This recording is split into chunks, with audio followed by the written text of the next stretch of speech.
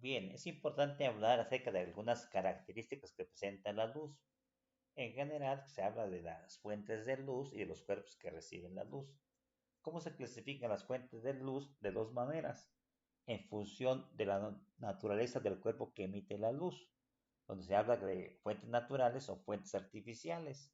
Una fuente natural sería aquella que por sí mismo produce energía luminosa. En este caso, nuestro Sol, debido a unas reacciones nucleares, que más adelante veremos cómo se llaman, emiten entre las varias ondas que se viajan del Sol, unas que se llamamos las ondas de luz visible, ¿sí?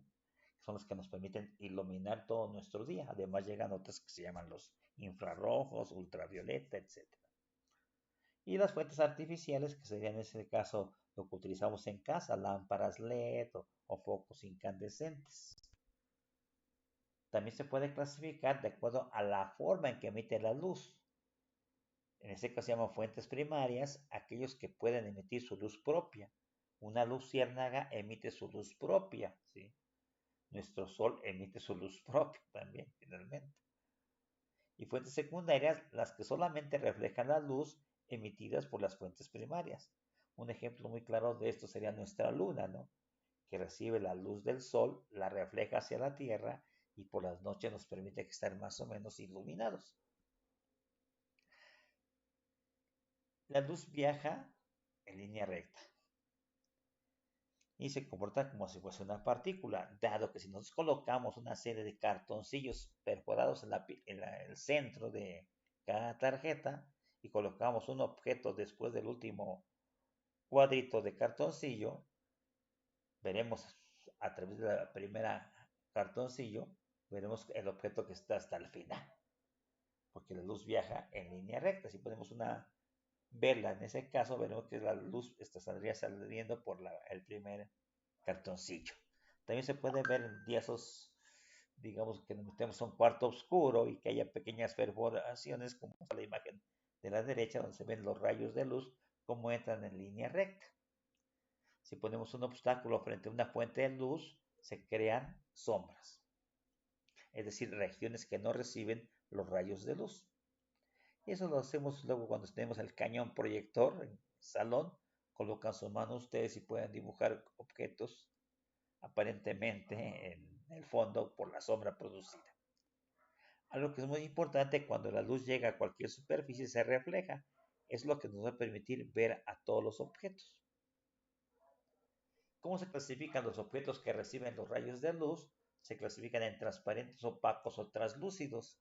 Una pelota de béisbol le colocamos en la parte extrema derecha un pedazo de vidrio. Vamos a ver que prácticamente la pelota se ve tal como es. Si colocamos un objeto de madera, veremos que no podemos observar las partes que cubre el objeto de madera. Esos son los cuerpos opacos. Por ejemplo, nosotros, nuestro cuaderno, ¿sí?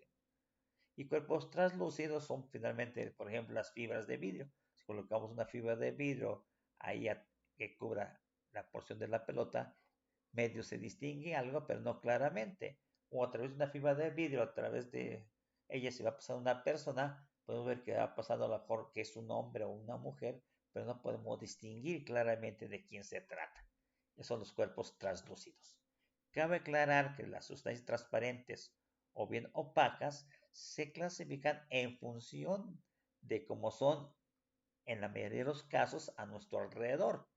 Es decir, si yo utilizo un vidrio, voy a decir que es transparente, pero si este cristal o vidrio mide más de 3 centímetros, pues voy a ver que no me deja pasar los rayos de luz y no alcanzo a ver lo que hay detrás de él y se vuelve opaco. O por ejemplo, un pedacito de oro, ¿sí? Si lo hacemos muy, muy delgadito, cuando llega una micra, podemos ver casi las cosas a través de él. Se vuelve un poquito transparente. Bien, debido a que la luz se propaga en línea recta, se presentan algunos fenómenos como son crear sombras y penumbras. Esto se puede observar cuando hablamos de los eclipses. Por ejemplo, un eclipse de sol, la luna se interpone entre el sol y la tierra y crea una zona completamente oscura que se llama la zona del eclipse total.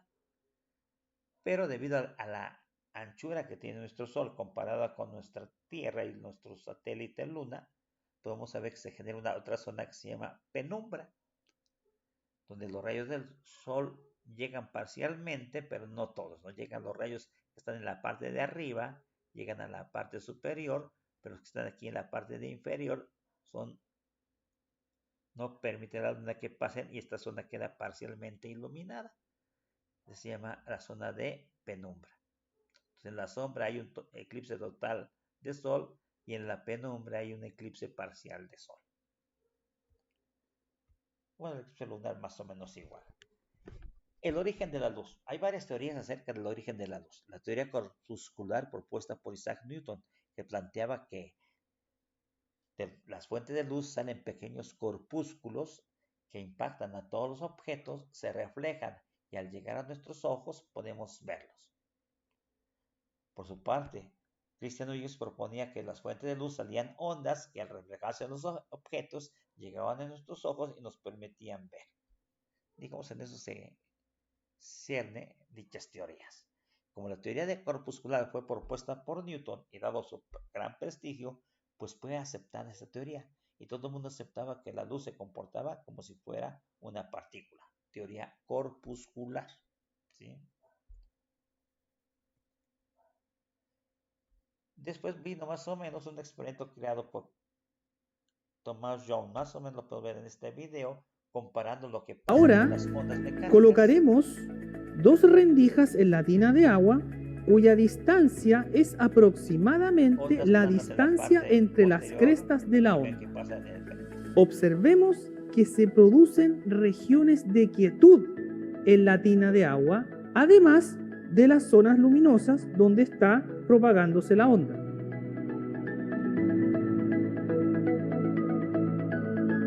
Este experimento muestra que las ondas pueden interferir, ya sea de manera constructiva, donde se suman 2 crestas, o de manera destructiva, donde se suma una cresta y un valle.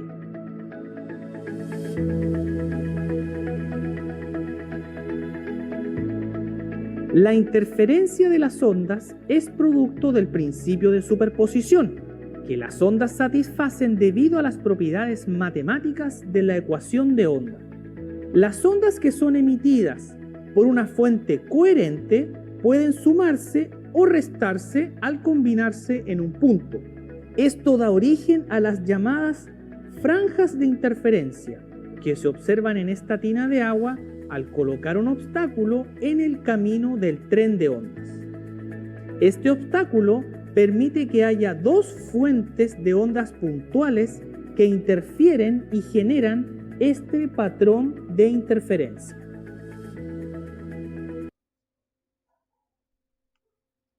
Ahora, entonces, Thomas Young, una vez que aceptaba la teoría corpuscular, hizo este experimento que, utilizando una fuente de luz y 2 ranuras muy pequeñitas, esperaban que detrás de ella en la pantalla se observaran simplemente 2 rayas luminosas.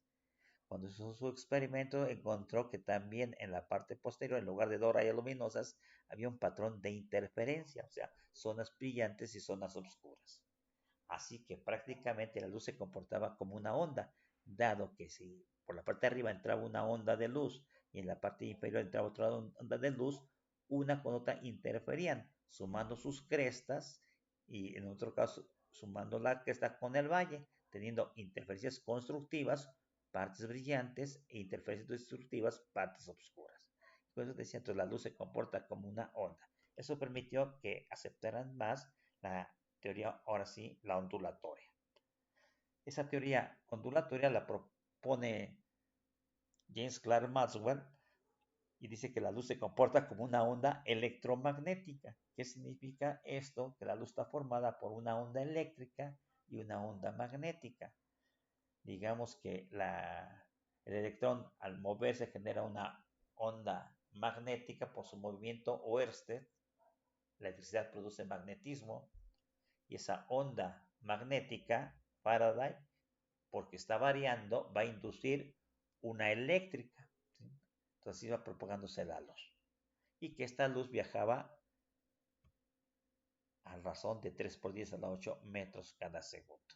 Y ahora es aceptada que la luz se comporta como una onda electromagnética.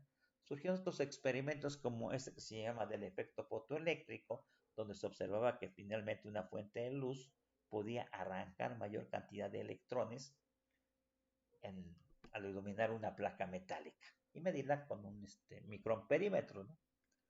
En general se puede decir que la luz se comporta como si fuese una pelota que llega y golpea un conjunto de pelotas como en el billar, en lo que se llama el pool. Juntas todas tus pelotas ahí, mandas una que llegue aquí y va a arrancar varias de ellas. Si la golpeas ligeramente va a llegar aquí cerca a la mejor alguna. Si la golpeas fuertemente vas a mover varias más. Así se comportaba la luz, como si fueran otra vez partículas. Y otra vez empezaron a aceptar que también la luz se comportaba otra vez como partícula.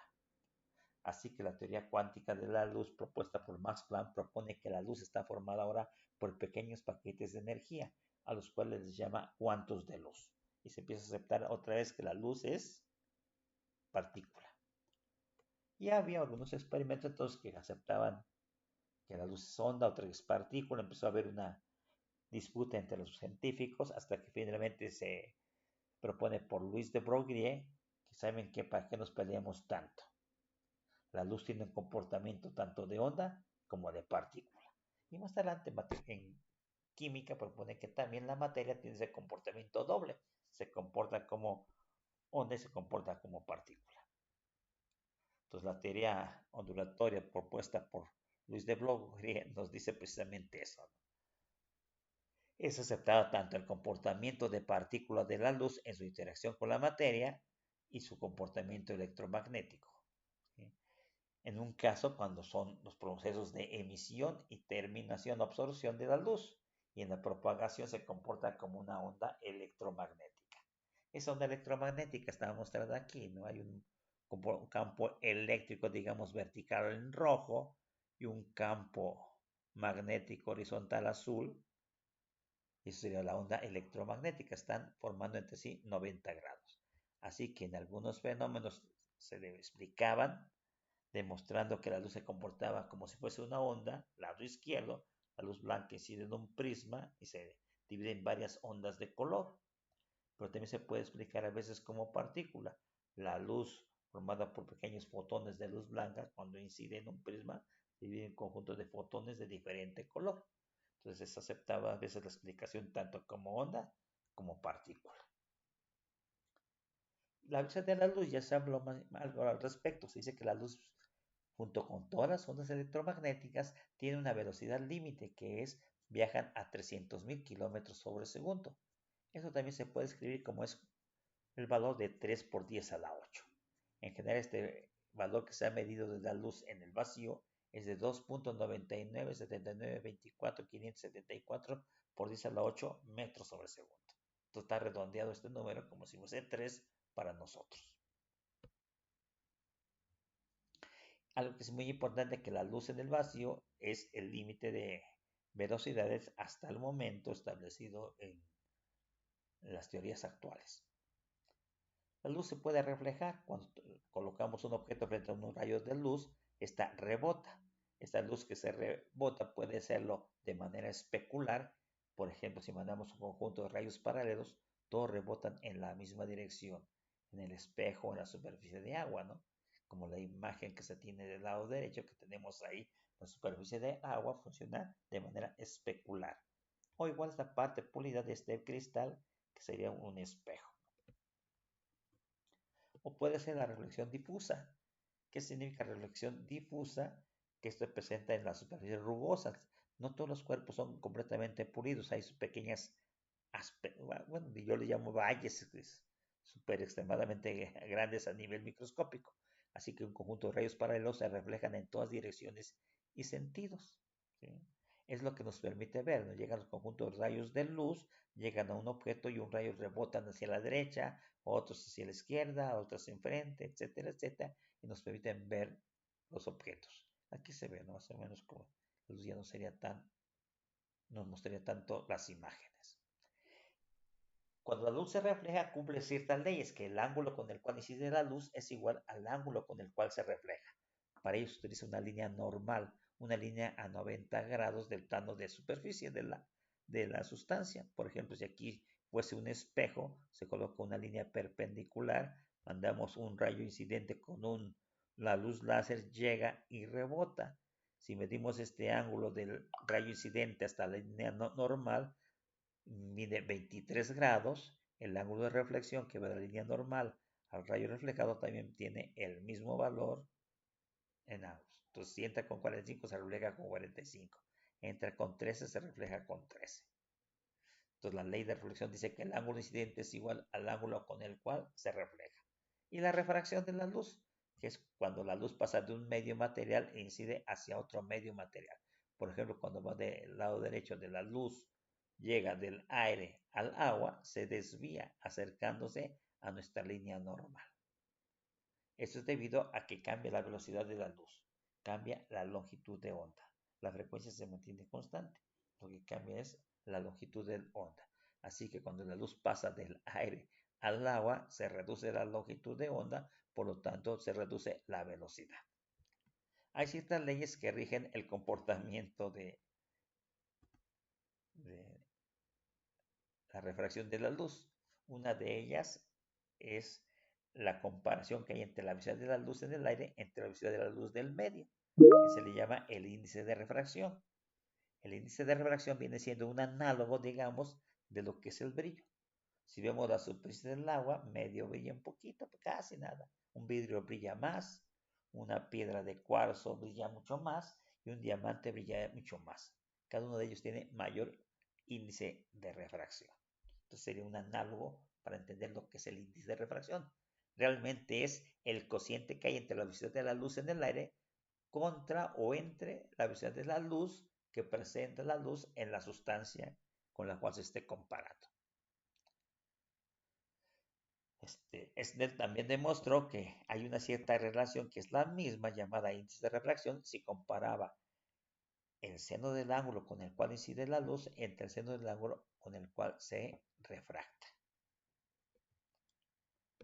Un ejemplo de esto sería en este caso el siguiente. Determina para el agua su índice de refracción y la velocidad de la luz en la misma. Entonces llega un rayo incidente, ¿sí? Y que hay un rayo refractado. Se desvía acercándose a la normal. Si hay un ángulo, ¿sí? Aquí no está bien marcado, ¿sí? En el cual la luz se refracta, por ejemplo aquí dice hay 60 grados de la superficie al rayo refractado. Entonces aquí sería el ángulo de refracción. Y en este caso el rayo incidente sería que va del rayo incidente a la línea normal, este ángulo punteado. Entonces aquí dice que del rayo incidente hasta la línea horizontal hay un ángulo de 131.7 grados. Como de aquí hasta acá este ángulo obtuso es de 131.7 y de la línea a la línea normal hay 90 grados, pues ¿cuánto nos queda de este lado? Como aquí hay 90, del otro lado nos queda 41.7. Así que el ángulo de incidencia sería 131 menos 90, 41.7. Y el ángulo de incidente, ley de la reflexión, el ángulo de incidente siempre es igual al ángulo reflejado. También tendría que ser 41.7. ¿Sí? Para el refractado decíamos, de la superficie a la línea normal hay 90 grados. Si la línea roja es de 90, la línea punteada nos queda de 30 grados. Ya nos pregunta, tengo ángulo incidente 41.7, ángulo refractado 30 grados, ¿cuánto vale el índice de refracción? Dice que el índice es el seno del ángulo incidente entre el seno del ángulo refractado. O sea, seno de 41.7 entre el seno de 30 grados. Cabe aclarar que estos ángulos son, en nuestra calculadora decíamos, hay tres tipos de medir los ángulos. En gradianes, en radianes y en grados. En grados en degree nos da 0.665. El seno de 30 en degree nos da 0.5. Y así el índice de refracción para el agua es 1.33. Una vez que sé que este índice es del agua, para cualquier otra sustancia, ¿sí? para cualquier otro experimento o ejercicio donde sea el agua, el índice va a ser 1.33. Esta es una propiedad, digamos, característica para el agua. Su índice de refracción es de 1.33. Y de la otra ecuación, índice es igual a velocidad de la luz en el aire entre la velocidad de la luz en la sustancia. Queremos despejar con qué velocidad se mueve en la sustancia, que en este caso es el agua, despejamos, ¿no? Y la velocidad en la sustancia desconocida, que aquí es el agua, X es agua, es C, que es velocidad de la luz en el aire, 3 por 10 a la 8, entre el índice del agua es 1.33. Y nos da que la luz viaja a 2.25 por 10 a la 8 metros sobre segundo. Si hubiéramos usado aquí, en lugar de 3 por 10 a la 8, 300.000 kilómetros sobre segundo, entre 1.33 nos daría 225.000 kilómetros sobre segundo. Entonces depende del dato que utilicemos como velocidad de la luz, ya sea 3 por 10 a la 8 o 300.000 kilómetros sobre segundo, será nuestra unidad final. Bien, eso más o menos se refiere a la refracción. No olvidemos que hay otras propiedades, ¿sí?, muy importantes para la luz, como es la dispersión. La dispersión de la luz fue descubierta por Isaac Newton. Usaba un rayo de luz blanca, lo hacía incidir en un prisma y veía que se dividía en un conjunto de colores, que hoy le llamamos el arco iris, ¿no? También probó que si agregaba otro prisma para cada color, ese ya no se podía separar.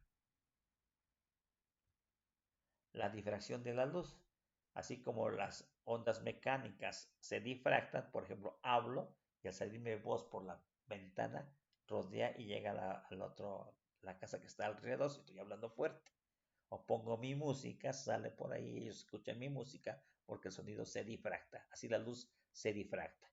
En el caso de la difracción de la luz, se deben de ver circulitos brillantes y circulitos oscuros. Un fenómeno de difracción de la luz que pueden observar ustedes es cuando salgan de clase o se van a la azotea de un edificio de su casa y ven el alumbrado público, van a ver que las lámparas salen pequeños picos. Entonces, cuando ustedes ven en el cielo, dicen, es una estrella, porque ven los picos, ¿no?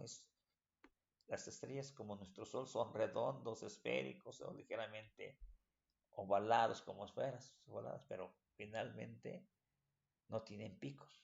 Los picos se ven a lo largo precisamente por la difracción de la luz.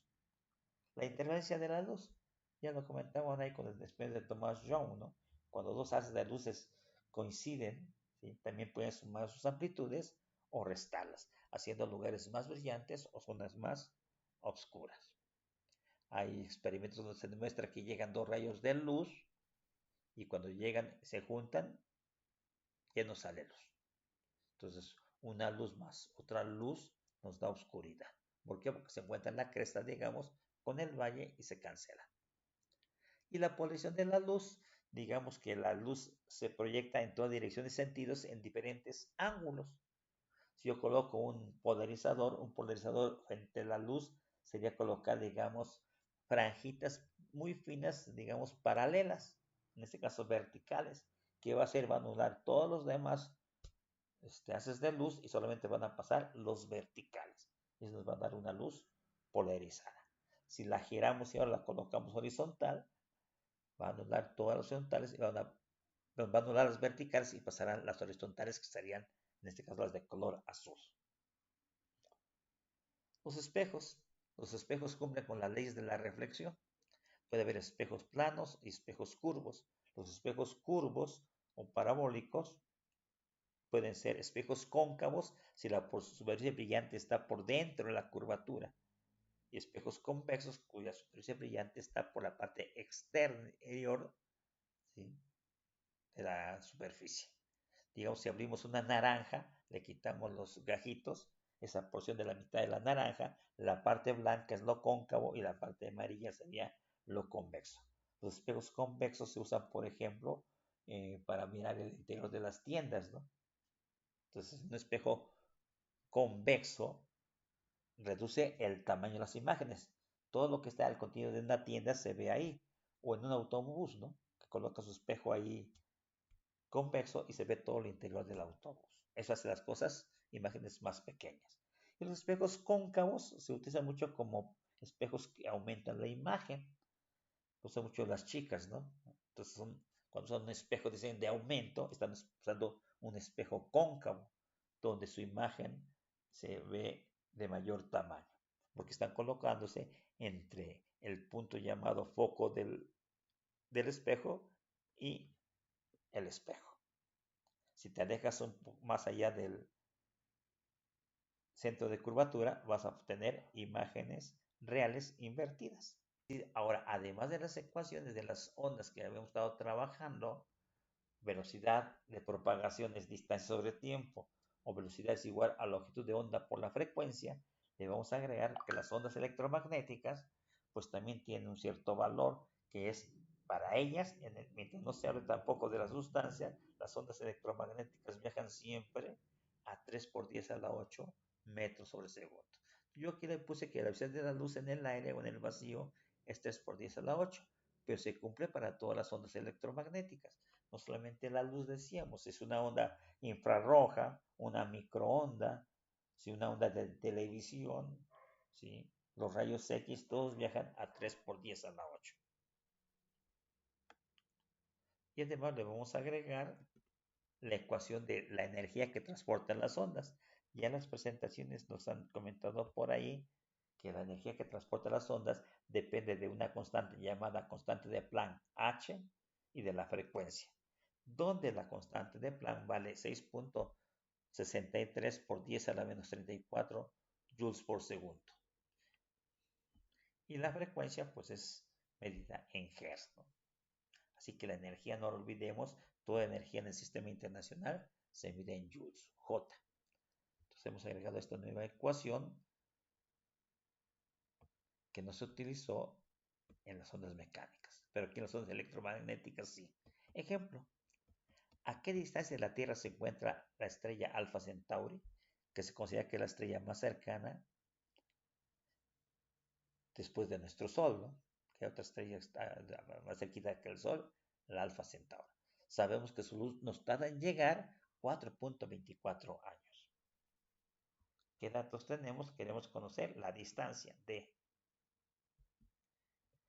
el tiempo que la luz recorre de la estrella Alfa Centauri a la Tierra son 4.24 años.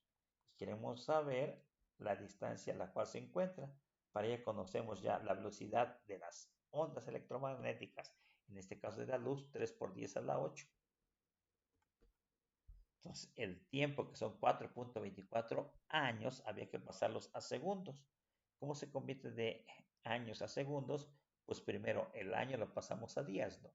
Un año tiene 365 días, año con año se va y quedan los días, ¿no? Al multiplicar. Ya que esté en días, quitamos los días, sabiendo que un día tiene 24 horas, y quitamos las horas multiplicando por los segundos que tiene una hora. Es decir, si no queremos usar los factores de conversión, pues simplemente lo que tienen que recordar ustedes es que se multiplica el número de años por los 365 días que tiene un año, por las 24 horas que tiene un día y por los 3.600 segundos que tiene una hora. Y nos da entonces el número de segundos que tiene 4.24 años. Aquí sería 1.337 por 10 a la 8 segundos. Y como queremos conocer la distancia, ¿sí? La distancia es velocidad por tiempo, ¿no? Ya la vimos ese despeje. Pues multiplicamos la velocidad, que es 3 por 10 a la 8, por el tiempo, que es 1.337 por 10 a la 8.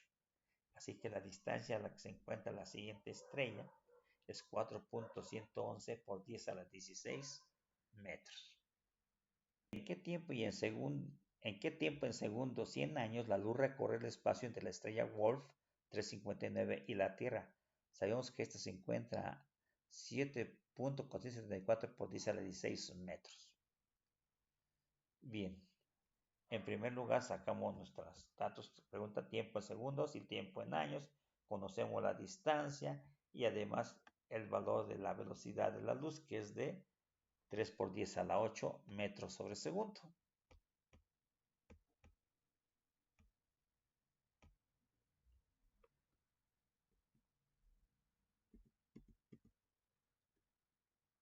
Este ya vimos que está mal, ¿no? Nada más que me va a estar cambiando, ya no lo voy a corregir. ¿sí? Pues, la velocidad vale 3 por 10 a la 8. Y el tiempo, ¿cómo se calcula? El tiempo es distancia entre velocidad, donde la distancia es 7.474, que es el valor que nos está dando el dato, aquí está, entre la velocidad, que es 3 por 10 a la 8. Lo dividimos y nos da el tiempo en segundos, ¿no? 2.49 por 10 a la 8 segundos. Entonces ya tenemos el tiempo en segundos. Para calcular el tiempo en años, convertimos los segundos en años. Si al número de segundos los multiplicamos ahora por una hora, que tiene 3600 segundos. Así pasamos los segundos a horas. Ya que esté en horas, multiplicamos por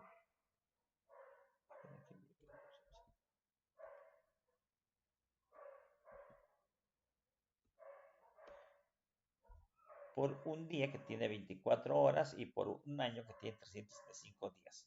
Así que el tiempo es de 7.9 por 10 a la 0 años, o sea, 7.9 años. Entonces la luz nos tarda en llegar de esa estrella en 7.9 años. ¿Esto qué significa? Que si allá, en este momento, estallara dicha estrella, casi en 8 años veríamos que está estallando. ¿Sí? Tendríamos estudiado 7 años y medio que veríamos, ahí está la estrella Gol, ahí está la estrella Gol. Hasta que llegan los 8 años, ya no está, ya estalló, mira. Eso nos indica este ejercicio. Entonces, tercer problema. Un rayo gamma de 5 picómetros de longitud de onda, ¿cuánta energía transporta? Bueno, el primer dato son 5 picómetros la longitud de onda. Entonces aquí está un prefijo con la unidad metros. El prefijo pico, recuerden, es micro, nano, pico, femto, ato. Son prefijos de potencias de base 10, ¿no? Pico es 10 a la menos 12. Así que 5 picómetros sería 5 por 10 a la menos 12. Y la pregunta es, ¿cuánta energía tiene?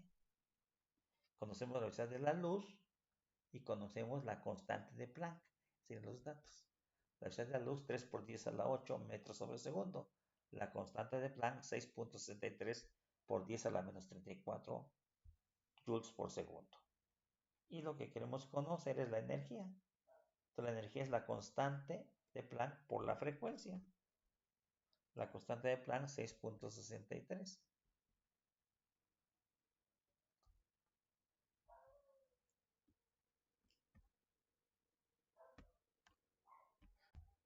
Por 10 a la menos 34.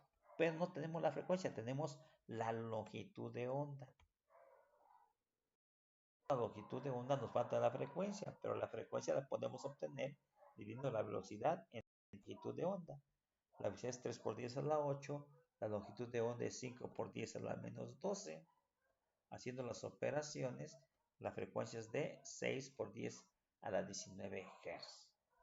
Una vez que tengo ya la frecuencia, ahora sí, la energía es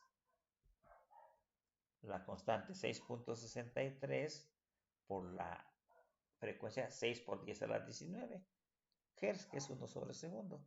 Aquí le puse en lugar de Hz 1 sobre segundo para que vean que segundo con segundo se van y nos quedan los joules.